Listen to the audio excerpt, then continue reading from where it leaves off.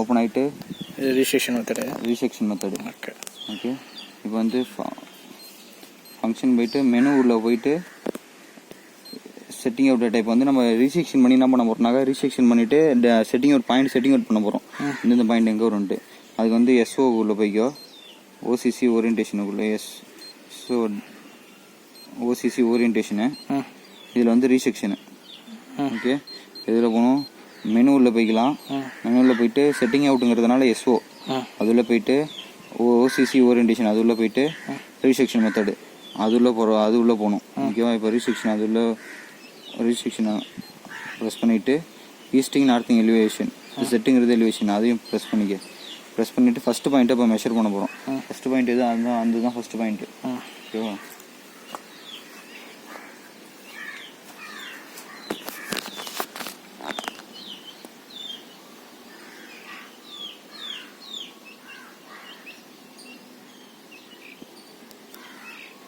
First point அதை measure பண்ணிக்க.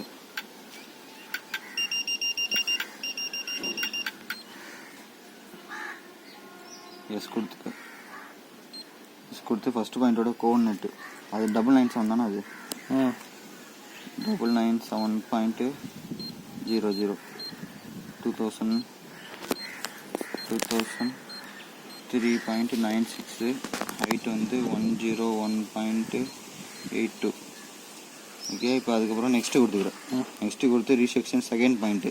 இப்போ எல்லாமே நம்ம நான் ப்ரிசமில் பண்ணுறதுனால இந்த ஏரோ மார்க்கு நான் ப்ரிசமில் தான் இருக்கும். சப்போஸ் ப்ரிசமில் பண்ணுற மாதிரி இருந்தாக்கா ஷிஃப்ட் அமைக்கி இந்த ப்ரிசம் இதெல்லாம் சேஞ்ச் பண்ணிக்கணும். ஓகே. இப்போ நான் ப்ரிசமில் வச்சுட்டு செகண்ட் பாயிண்ட்டு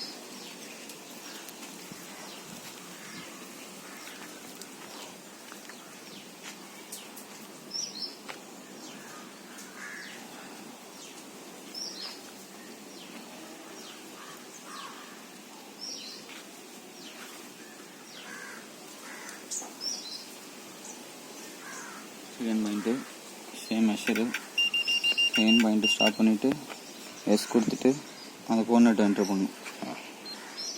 1003.09 1999.12 102.02 கால்குலேஷன் கொடுக்குறோம். கால்குலேஷன் கொடுத்துட்டு ரிசல்ட்டில் ரீசெக்ஷனில் 2 mm 1 mm தான் இருக்குது. திரும்ப எஸ்கே கொடுத்துட்டு ஓகே கொடுத்து எஸ் கொடுத்துக்கிறேன். இப்போ வந்து மிஷின் செட் ஆகிட்டு இதுக்கப்புறம் நீ வந்து செட்டிங் அவுட்டு எப்படி வேணாலும் பண்ணிக்கலாம் நீங்கள். ஓகேவா? இப்போ கட் பண்ணிக்காத.